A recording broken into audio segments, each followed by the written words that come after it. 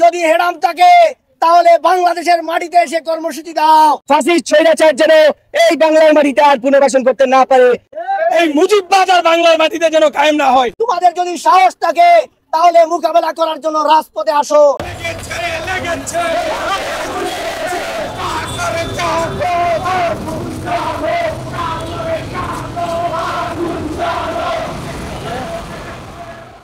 তাৎক্ষণিক কর্মসূচিতে যারা উপস্থিত হয়েছেন সবাইকে জানাই রক্তিম শুভেচ্ছা এবং বিপ্লবী অভিবাদন।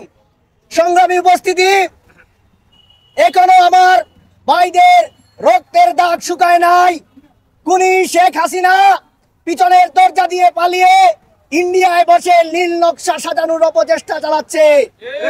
আমরা বাংলার ছাত্র সমাজ আজকের এই সিলেটের চুয়াড্ডা থেকে সুস্পষ্ট ভাষায় জানিয়ে রাখতে চাই, যদি হেরাম থাকে তাহলে বাংলাদেশের মাটিতে এসে কর্মসূচি দাও।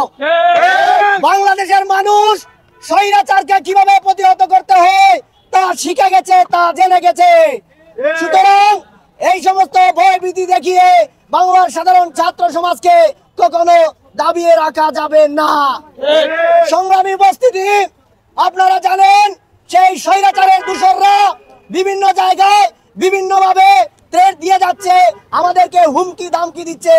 আমরা আমাদের জায়গা থেকে বলে দিতে চাই, আমরা মরণের ভয় করি না। মরণকে জীবনের ঝুঁকি নিয়ে মৃত্যুকে আলিঙ্গন করে জুলাই আগস্টের সেই স্বৈরাচারী শেখ হাসিনার বিরুদ্ধে সংগ্রাম চালিয়েছিলাম। কোনো মরণকে ভয় পেয়ে আমরা রাজপথে ছিলাম না। আমাদের মরণ যে কোনো সময় হবে সেটা আমরা জেনেই রাজপথে এসেছি। এই সমস্ত ভয় ভীতি দেখিয়ে আমাদেরকে দমায় রাখতে পারবে না। আমরা বলে দিতে চাই, তোমাদের যদি সাহস থাকে তাহলে মোকাবেলা করার জন্য রাজপথে আসো। আমরা বাংলাদেশের সাধারণ ছাত্র জনতাকে সাথে নিয়ে সেটা মোকাবেলা করতে প্রস্তুত রয়েছি। সংগ্রামী উপস্থিতি, আমরা আজকে এই সিলেটের পূর্ণভূমি থেকে বলে দিতে চাই, অন্তর্বর্তীকালীন সরকারকে সেই খুনি শেখ হাসিনা এবং তার দূষর যারা জুলাই আগস্ট গণ অভ্যুত্থানে হত্যাকাণ্ড করেছে তাদের বিচার সুনিশ্চিত করতে হবে। অন্যথায় অন্তর্বর্তীকালীন সরকার যদি ব্যর্থ হয় তাহলে আমরা আপনাদেরকে বলবো, আপনারা এই জায়গা থেকে সরে যান। আরো অনেক বিকল্প রয়েছে। যারা এই হত্যাকাণ্ডের বিচার করবে তারা এই বাংলাদেশ পরিচালনা করবে।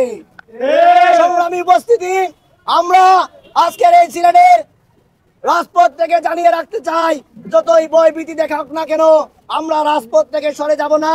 আমরা যে অঙ্গীকার করেছি একটি বৈষম্যহীন বাংলাদেশ, একটি সাম্য মানবিক মর্যাদা এবং সামাজিক সুবিচারের বাংলাদেশ প্রতিষ্ঠার লক্ষ্যে রাজপথে ছিলাম।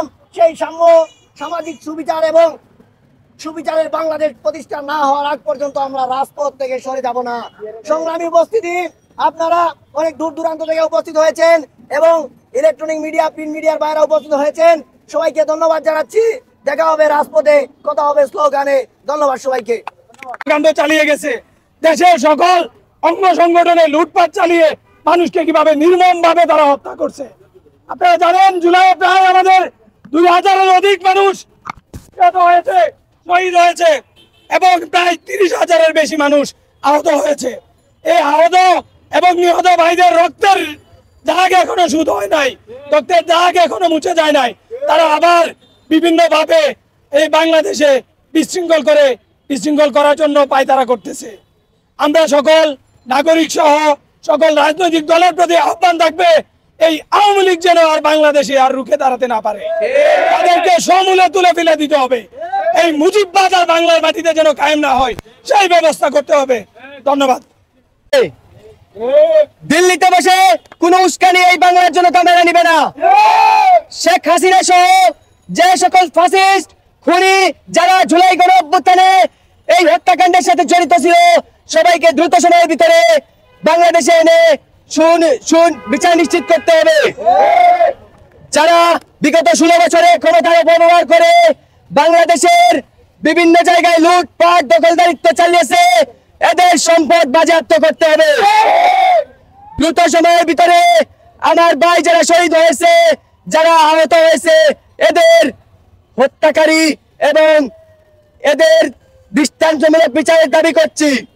সম্মানিত উপস্থিতি, আপনারা দেখেছেন গতকালকে এই স্বৈরাচারী খুনি হাসিনার দূষর আনোয়ারুজ্জামান লন্ডনে বসে বাংলাদেশে জনগণের মধ্যে একটা উস্কানি তৈরি করতে চাচ্ছে। সুতরাং আমরা বলে দিতে চাই, এই উস্কানি থেকে পা দিবেন না। আমরা দলমত নির্বিশেষে এই বৈষম্য বিরোধী ছাত্র আন্দোলনের সাথে সবাই ঐক্যবদ্ধ আছে, সবাইকে ঐক্যবদ্ধ থাকতে হবে। ফাসিস্ট স্বৈরাচার যেন এই বাংলার মাটিতে আর পুনর্বাসন করতে না পারে, সেই ব্যবস্থা করতে আমাদেরকে ঐক্যবদ্ধ থাকতে হবে। ধন্যবাদ সবাইকে।